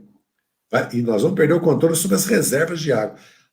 Veja bem, como é que um país pode pegar sua riqueza, que é o ferro, que é a terra, que é a água, e privatizar? Porque a Vale do Rio Doce, com lucro de 3 trimestres, ela paga o que ela foi vendida, atualizando hoje, em dólar hoje. Então nós estamos, quer dizer, em vez de você pegar a riqueza, criar um fundo nacional, como o caso do pré-sal, e investir na ciência e tecnologia, na educação, porque o Brasil precisa de uma revolução educacional, não é uma revolução educacional, investir na infraestrutura do país, que tem que ser modernizada, porque o país está... Nem entramos na automação, nem chegamos bem na robótica, já está chegando a inteligência artificial e o 5G. Em vez de investir na saúde, na educação, no transporte, que precisa mudar radicalmente a modalidade de transporte urbano em todo o Brasil, não. Nós vamos entregar para 20 grupos privados que já estão riquíssimos. Nós estamos entregando os bens públicos, né, aquilo que é propriedade da nação, para grupos econômicos que concentram a renda no mundo, que são a ruína do mundo, porque o mundo não está crescendo, porque tem subconsumo. Como é que pode explicar que a Europa faz 10 anos que está com inflação zero, juros zero, trilhões de dólares despejados em 8 e 9, trilhões e 12, 11 e 12, trilhões agora, e não se move? Porque não tem consumo, e não tem população mais, e não aceita imigração. A Alemanha, que não nasceu ontem, aceitou 3 milhões de imigrantes, e você sabe que 1 milhão tem curso superior? Já percebeu que os sírios que vieram para o Brasil, todos têm curso superior, tinham empresas comerciais ou industriais? Todos.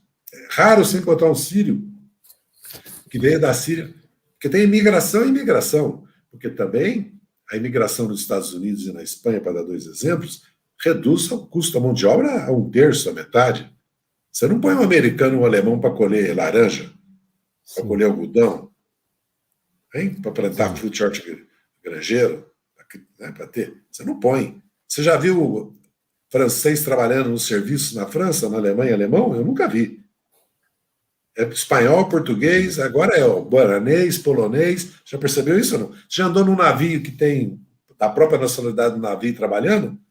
Nem o corpo de oficiais, nem os serviços de restaurante, de limpeza de quarto, e nem as máquinas. É tudo do mundo, é tudo. Você acha gente que você nem imagina, tem nome de país que você nem imagina, república soviética, trabalhando lá. Por acaso você tem contato. Então, o mundo é o mundo da migração.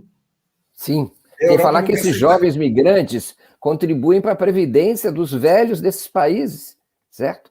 Não tem população mais, a Europa vai crescer zero, o Japão já está com esse problema. Os Estados Unidos já está assim, se não fosse a imigração já estava...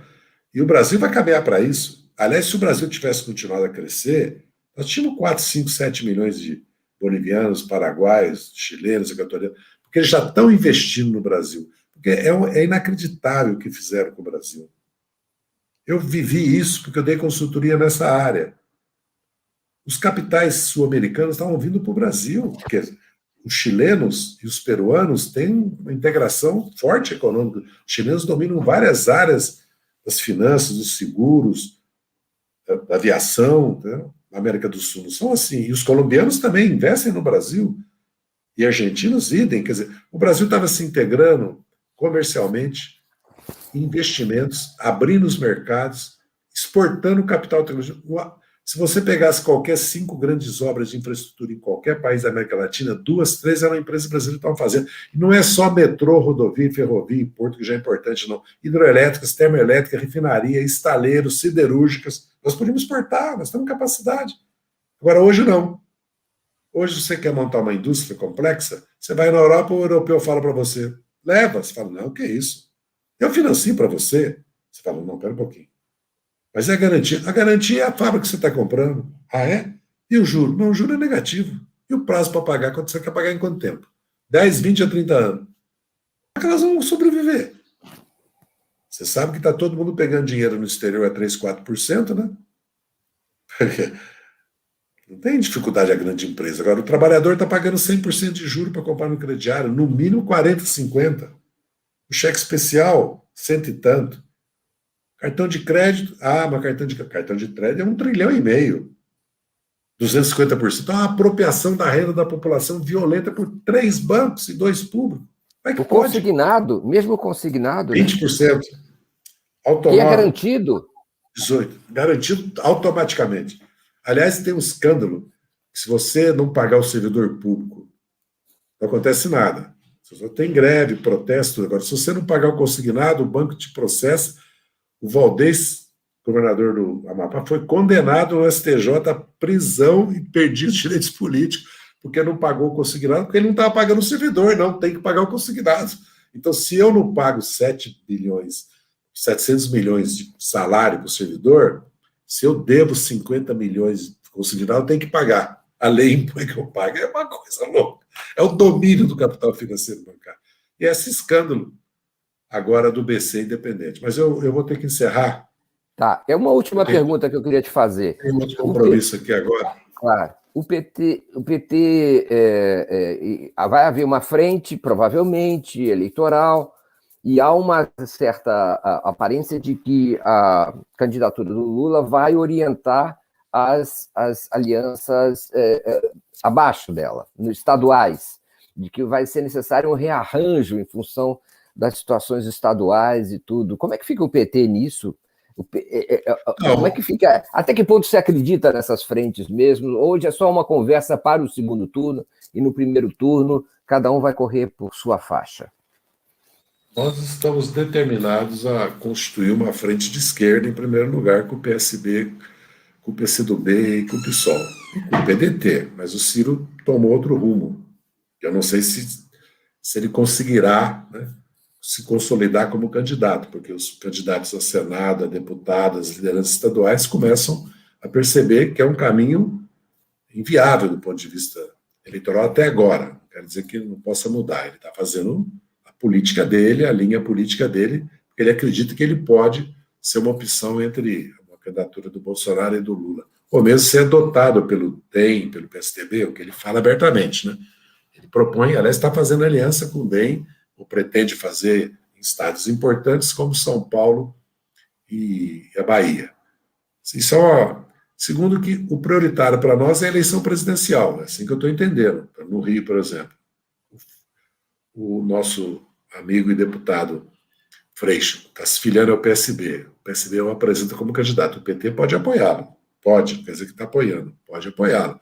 Porque a prioridade nossa é o apoio ao Lula a nível nacional. Isso vai valer não para todos os estados, porque nós governamos a Bahia, governamos o Piauí, governamos o Rio Grande do Norte, temos o Ceará, que nós governamos em aliança com o PDT, e temos situações específicas como Sergipe, que o nosso candidato é competitivo, o governador já não pode ser candidato, que é o Rogério Carvalho, que é o nosso senador da República, já tinha praticamente quase ganho a eleição em 14, 48% de voto, perdeu para Maria do Carmo, que é a viúva do João Alves, que é do DEM, e agora se elegeu senador em 18 e tem condições. Então tem casos específicos, mas em geral, se eu estou entendendo o que o Lula tem dito e que a direção, a nossa presidente tem trabalhado, a executiva do PT, os parlamentares que são mais atuantes nessas questões de alianças regionais, é construir candidaturas que favoreçam a estratégia de ganhar a presidência da República.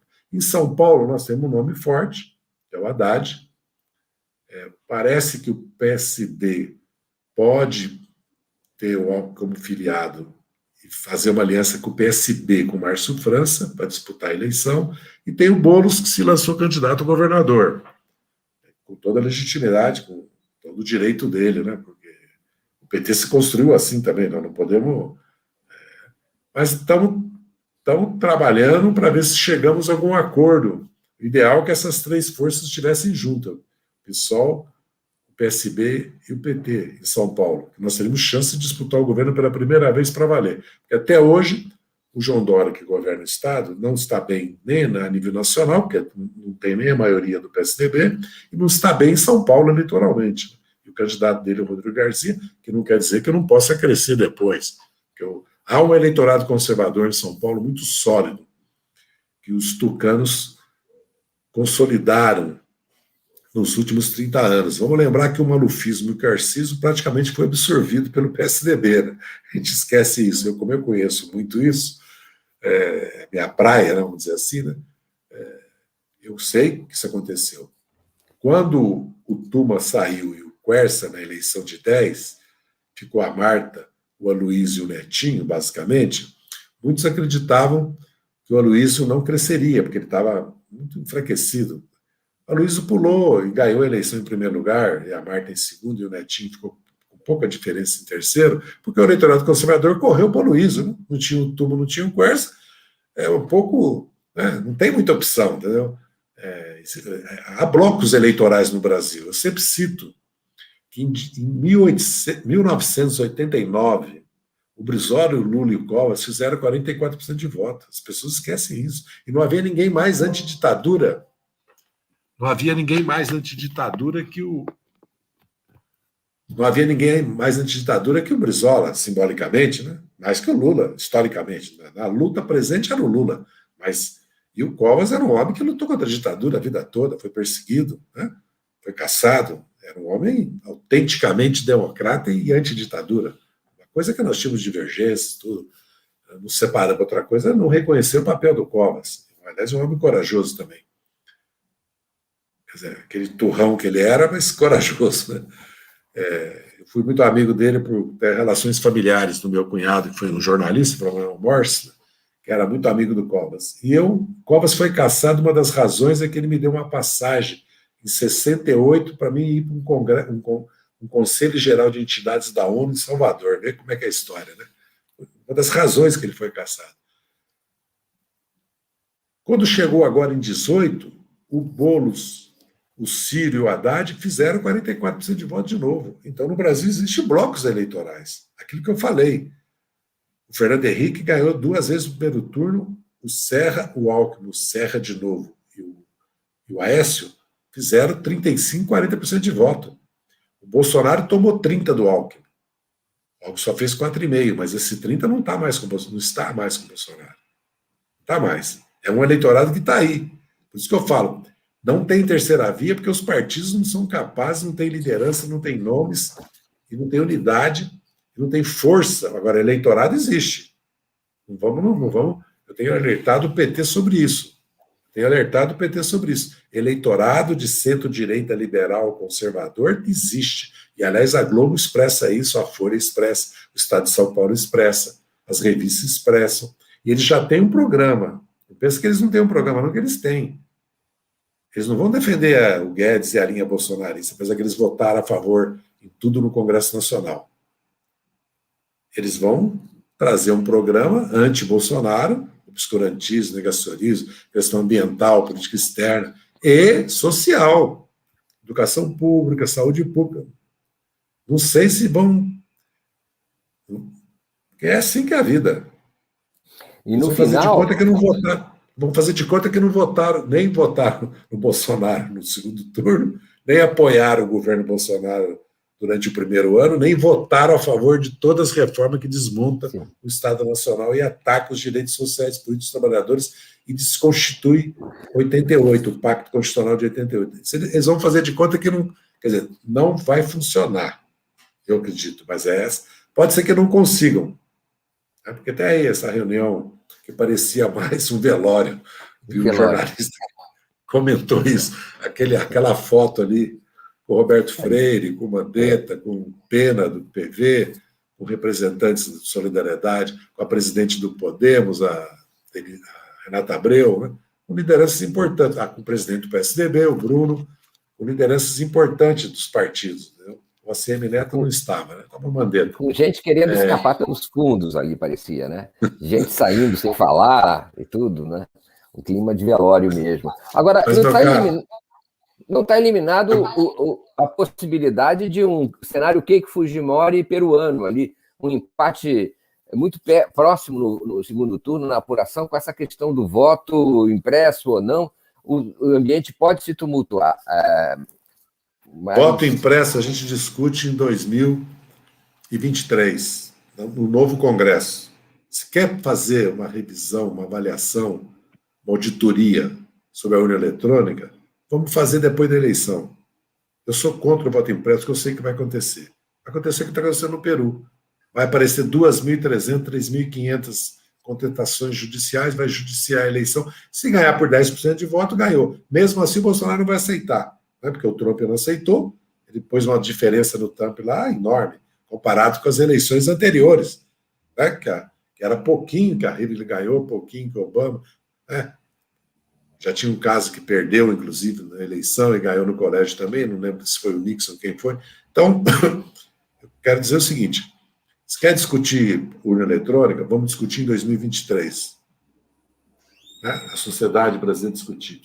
Discutir agora, as festas da eleição, com o Bolsonaro falando que vai haver fraude, isso aí é entrar no jogo dele. Isso eu não vou fazer isso.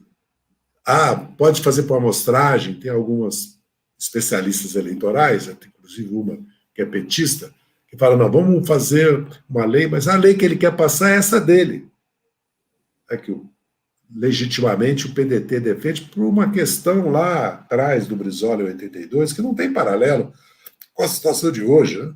Aquilo era outra coisa, aquilo era uma manipulação grosseira, né? Grosseira, uma fraude grosseira. Pode ter problemas na urna eletrônica? Pode. Mas problema tem em todo o sistema. Então eu não tenho Pix mais, eu não vou pôr mais dinheiro em banco, né?